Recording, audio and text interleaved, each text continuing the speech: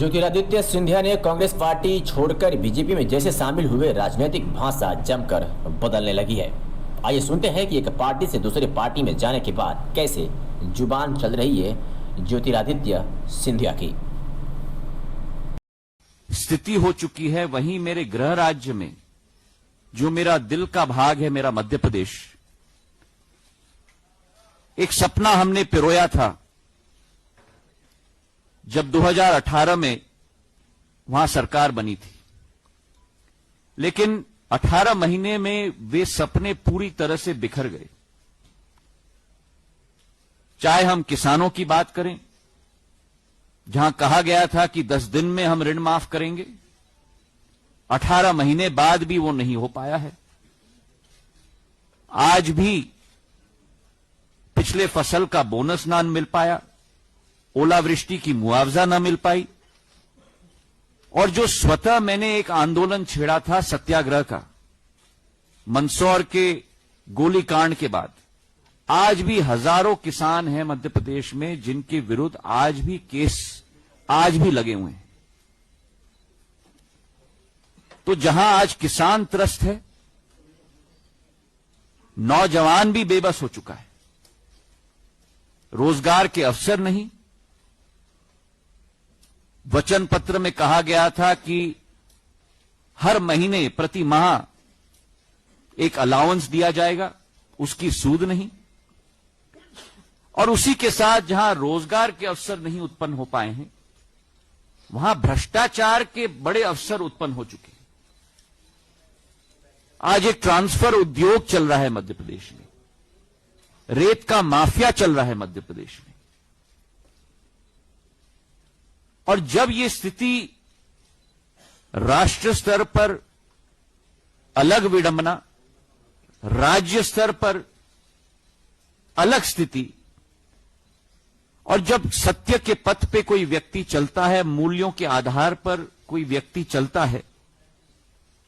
तो तब मैंने निर्णय लिया कि आज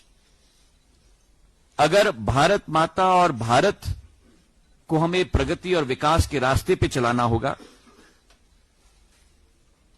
तो आज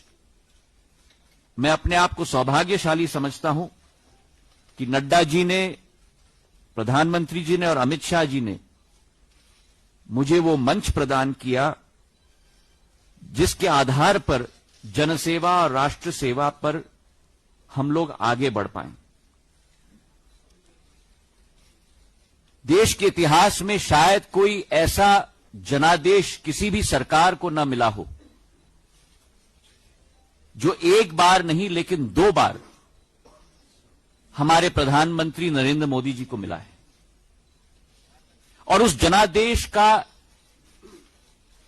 एक सक्रिय, क्षमतावान और पूर्ण रूप से समर्पित भाव के साथ कार्य करने की जो क्षमता उनकी है,